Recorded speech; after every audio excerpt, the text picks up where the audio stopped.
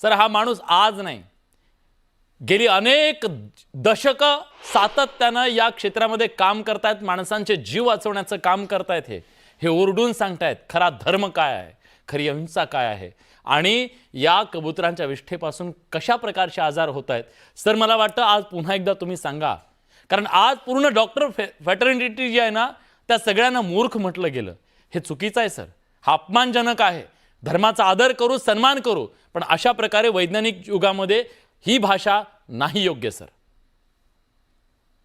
मी doctor कल्याण गंगवाल. नमस्कार. गेले माझं वय आता 81 वर्षाचं आहे. गेले 55 वर्ष मी केईएम हॉस्पिटल आणि पूना हॉस्पिटलमध्ये कन्सल्टंट म्हणून काम करतो. आणि आज जो विषय चर्चेला घेतला आहे तो एक गोष्ट मी आपल्याला सांगू इच्छितो की ज्या जैन धर्माचं नाव घेऊन हे लोक स्टेजवर आले, तो जैन धर्म पूर्णपणे वैज्ञानिक धर्म आहे. आमच्या तीर्थंकरांनी जे विदित केलं आहे, भूतदया करुणा यांची जी व्याख्या केली आहे, ती या स्टेजवर बसलेल्या वक्त्यांनी त्याला धुळीला मिळवलं आहे.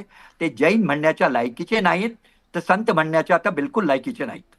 आज जैन धर्मामध्ये करुणा भूतदयेला प्रचंड महत्व आहे.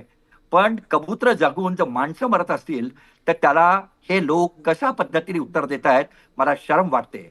डॉक्टरांना मूर्ख म्हणणं, कबुतराच्या विष्ठेपासून किडनीचे रोग निर्माण करणं, मला वाटतं यांनी डॉक्टरी धंदा चालू करावा आणि ह्या सगळ्या मूर्खपणाला थांबवावं. मी कट्टर जैन आहे. मी एक वेळ जेवण करतो. मी आजन्म चोयार पाळतो. करुणा दया प्रेम माझ्या हृदयात आहे. मी या संक्रांतीच्या काळामध्ये हजारो पक्षी वाचवतो जे मांजानी जखमी होतात. आणि म्हणून आज ह्या कबुतराच्या प्रश्नावर मी स्पष्टपणे सांगतो की हे कबुतरखाने जिथे जिथे आहेत, ज्या ज्या दाट वस्तीत लोकवस्तीत आहे, तिथून हलवले पाहिजेत. त्यांना भूतदया दया करायची असेल तर अनेक मार्ग आहेत. आपण पक्ष्यांची हॉस्पिटल काढा, जनावरांची हॉस्पिटल काढा आणि त्यांना मदत करा. पण अशा प्रकारे माणसांना रोग होतात हे विज्ञानानं सिद्ध केलं आहे. मी कन्सल्टंट आहे.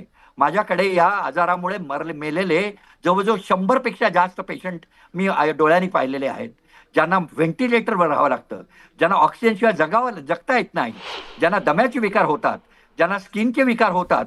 अशा कबुतरांपासून लांब राहण्याचा सल्ला आम्ही अनेकांना देतोय.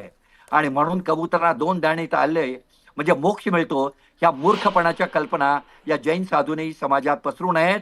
90% जैन या विचारांच्या विरोधात आहेत, हे मी तुम्हाला स्पष्टपणे सांगतो, ज्यांनी जैन धर्माचा सखोल अभ्यास केला आहे.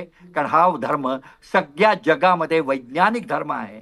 प्रत्येक गोष्ट आम्ही जैनी जे करतो